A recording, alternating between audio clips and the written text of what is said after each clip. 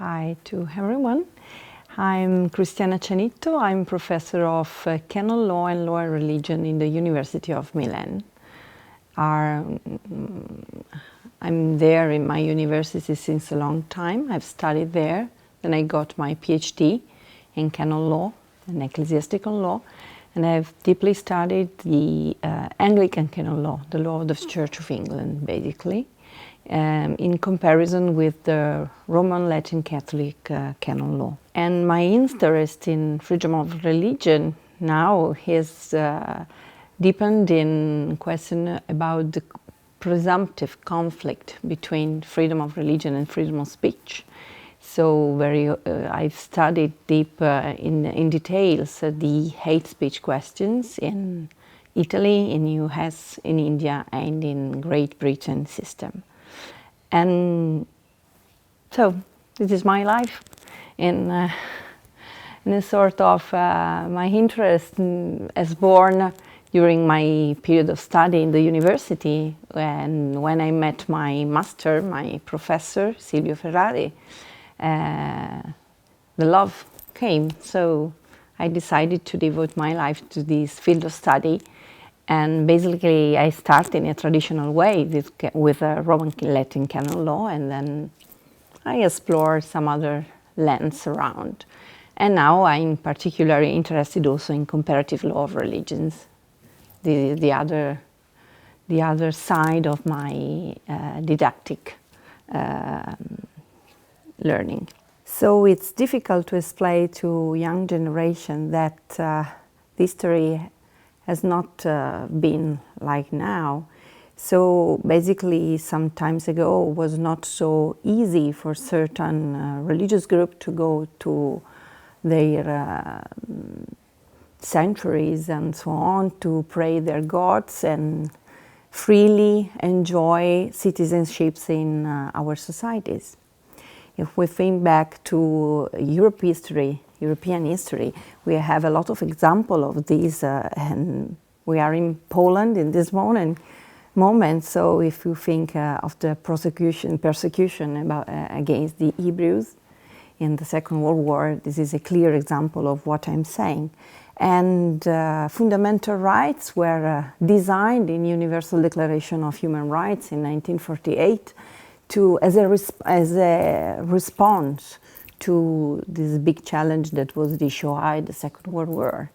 And now we have this freedom of religion also in the Italian Constitution. That is a basic and fundamental rights granted to everyone who is in our states, to citizens, but also to whoever is on our territory. Just because it's a fundamental rights, and so has not to be linked to a concept of citizenship that comes with a concept of political rights, not of civil rights. Because basically civil rights, at least fundamental ones, have to be granted to everyone. He's in one state's territory. So even in our constitution, not only because in the constitution, but also because Italy is a founder state of the European Union and one of the first signatories of the European Convention on Human Rights in 1955. And this is why the concept of freedom of religion in our states is a very deep one. I don't know how far our citizenships are aware of the deep value of freedom of religion. So the layman, the man of the street, if he or she is familiar with this concept, but at least in the academia we are all convinced that of the importance of freedom of religion, and our constitution gives it a lot of relevance as an individual right, but also as a collective one, because our Article 8 says that every religious denomination is equal in front of the law, has the right to organize their internal rules according to the Italian law, and has the possibility to share with the government an agreement to regulate their life in the country. I think that this is great proof of the importance that our founders, fathers gave to the right of religious freedom, because we were coming from the racial law of the period of the fascism and of the Nazi period, the Nazi occupation of Italy, and so we were well aware of the implication of the denegation of this right. So I think that now our system is a system of plurality, of equal balancing and equal approach of our state towards every religious denomination, in a system that grants multi-faith opportunity.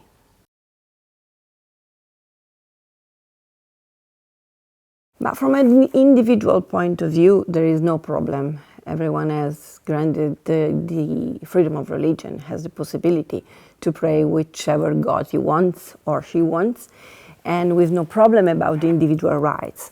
The challenges that our system is facing is about the collective dimension of freedom of religion, in the sense that for sure Catholics are the majority. There are many Protestant denominations now in Italy. They basically have all an intesa, so they have this particular agreement with the state. But there are non-traditional Christian religious groups that are facing the harder problems in our system. Not in the sense that they are discriminated, but they feel a little bit difficult to have access to that system of recognition, collective recognition, that the system is prevailing to arrive to the step of the intesa. Basically because we have not a general law about religious freedom in Italy. So, for example, in Spain you have a Ley Orgánica de Libertad Religiosa. We have not a system like that. We have the right granted in the Constitution, but after that we have no general law about religious freedom. And so the collective dimension of religious denomination is governed by our civil law, basically, mainly, that it gives not a proper result to the religious implication of the collective dimension of these rights. And the way that a religious denomination has to follow to make clear this direction to a supernatural element has to face some problems, because our legislation is the law 1159 of 1929. So it's a very ancient law of the fascist period that was cut and glued by our constitutional court during the years, and it's basically the problem inside that legislation is that the Ministry of the Interior has the task to control from the inside the religious denomination before granting them a recognition. Very often it's not a problematic stuff, but I think not only about Muslims, but also to Sikh community. They are democratic inside, they value women as they value men, but they have a symbolic stuff that they want to carry with them, that is the kirpan. This is quite a challenging problem for our government, because at the end, in our system at this point, it's all a matter of politics, in the sense that you must have at least an ecclesiastical policy about the government of the religious denomination. And in the last decades, our governments had failed in this sense a little bit. So there is not a clear direction. So this is why religious minorities like Muslim or Sikhs, for example, has some problems more than others to reach this level of recognition. It is the base to jump and open a round table with the government to reach an intesa in the future.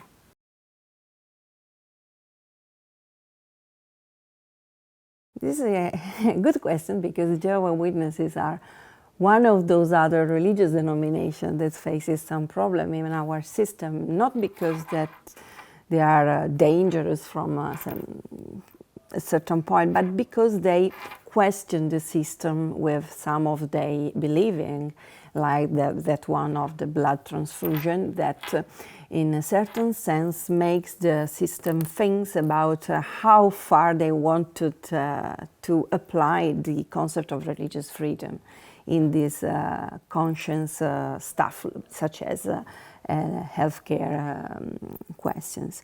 Now, our judiciary is has less prejudice against Jehovah's Witnesses. In the past, for example, in cases where there were two parents and there was a child that needed blood transfusion, and they were saying, no, we don't want any blood transfusion, immediately they were suspended from the parental childhood custody. Instead, now this is not so automatically. The judge is open, at least in some cases, in some recent cases, as we had the possibility to appreciate this, is open to evaluate case by case the situation of the child, and in a certain sense taking into consideration the fact that even if Jehovah's Witnesses are refusing blood transfusion for childs, normally they are not doing anything to prevent the legal system to make the transfusion if the child is in death danger. So they, in a certain sense, respect the state. And they ask for respect by the state for their believing. And now the state changed his mind towards this, also because the medicine is changing. There are a lot of schools of medicine that are implementing medicine without blood transfusion, and not only for religious matters, but also for health matters. And this has opened a door for this particular kind of religious denomination that avoids blood transfusion to find an alternative way of health caring.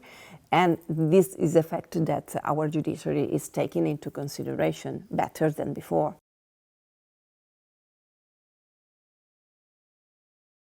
I think that the COVID pandemic has been very democratic in this sense. And these problems has not been faced only by religious minorities, but very often also by religious majorities, and not only in Italy, but elsewhere also. And in Italy in particular, from this point of view, the main question was about the funeral rites, because every religious denomination, including the Catholic Church, has to renounce basically to funeral rites.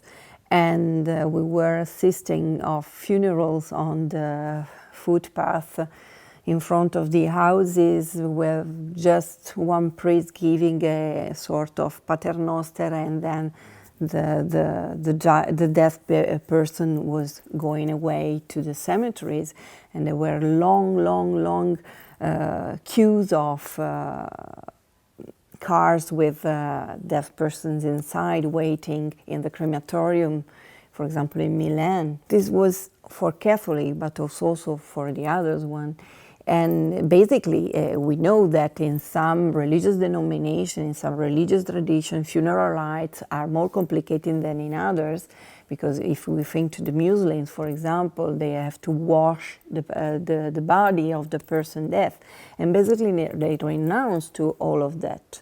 But not only Italy, but also, for example, if we think to Great Britain, the Muslim Council of Britain has issued many statements saying to people, okay, be careful, don't wash the persons, we have to renounce for a highest interest in this moment, and our God will be misericordioso towards these deaf people, and they will not get into trouble because they not have been washed. And the same stuff has been done in Italy by the Muslim community, but also from the Hebrew community. Everyone has to face this problem. For sure, there is a difference in the sense that in Italy we have religious denomination with an agreement with the state and other without any agreement. But in that particular situation of the COVID-19 pandemic, our government has used the same approach with all the religious denominations. So they were all called by the state for a sort of regulation of these particular problems in a very shared way, even if they had no previous agreement with the state. So this was a moment in which the formal aspect of the regulation between state and religious communities was a bit set apart to regulate practical issues of this extraordinary situation.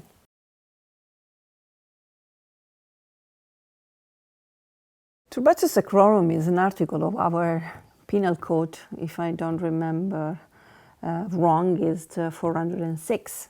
But it's a non-problem in the sense that maybe in the past it was common to have some interruption of a religious right, but at this moment is not so common. I have to say that it's not common at all. We have the rule, but basically we don't apply it because it's probably more often facing a situation of vilifying something, not to interrupt the celebration.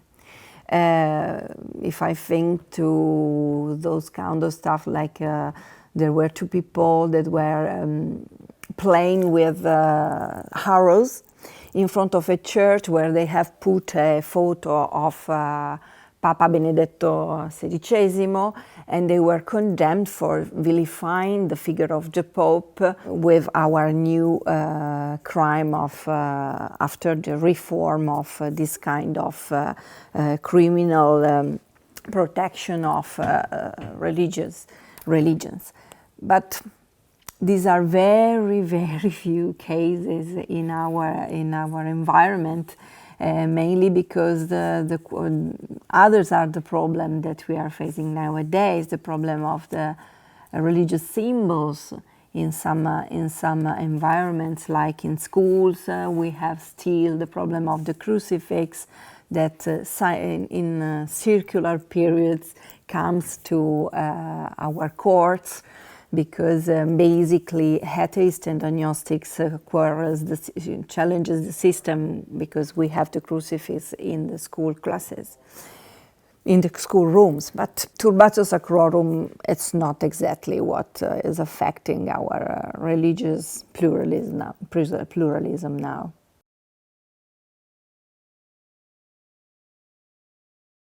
As I said in at the beginning of this interview, the basic idea that we have two fundamental rights that are freedom of expression and freedom of religion that sometimes can clash.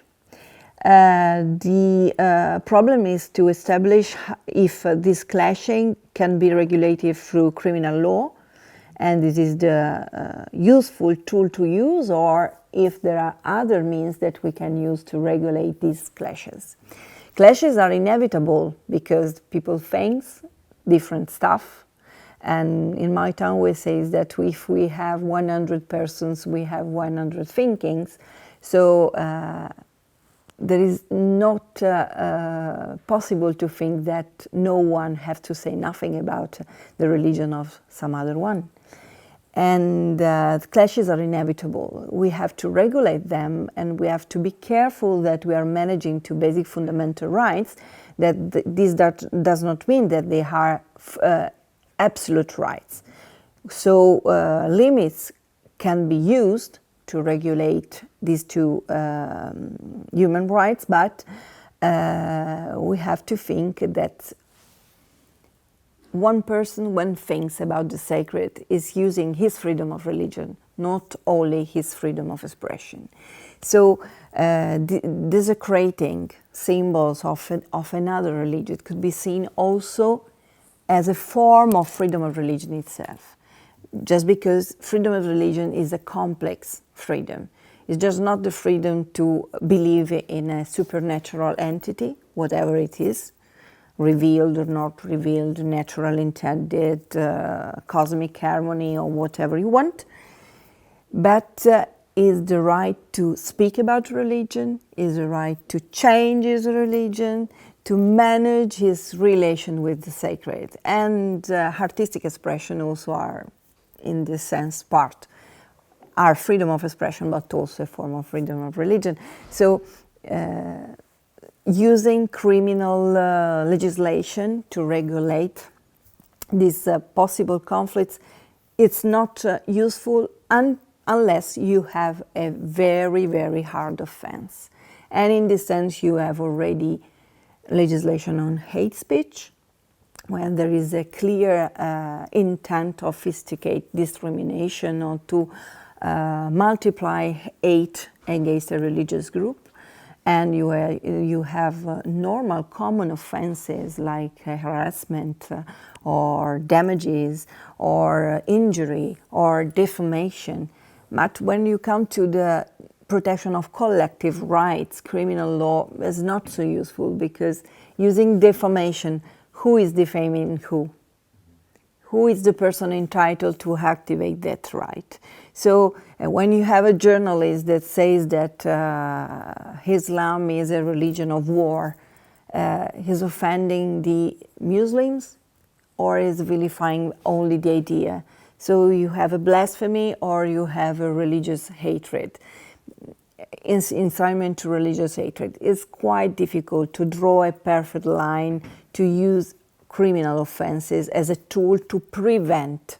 You can cure, if it's possible to say that, to make less heavy the consequence of something that already happened, but you can't prevent social conflict about fundamental rights with criminal law. Maybe you can use other stuff, such as ethical codes on one side, and education about fundamental rights, and the duties that fundamental rights takes with them.